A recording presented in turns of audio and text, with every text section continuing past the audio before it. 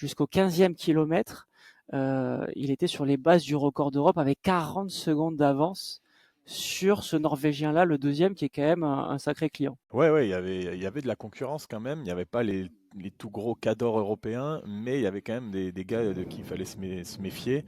Et Jimmy Gressier, tu l'as dit, au début, il était en mode un petit peu prise de plaisir, on s'amuse, on fait le show.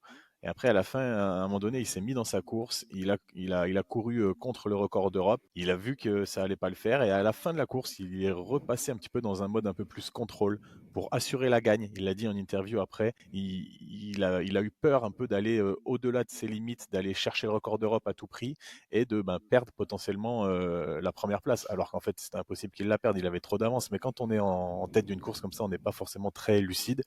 Et lui, pour le coup, il a quand même été sage. Il a ralenti l'allure.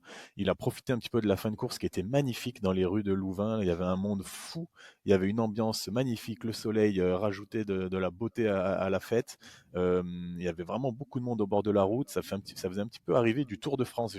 Très sympa à suivre à la télé. Moi, je me suis régalé à regarder ces championnats d'Europe de running. Ouais,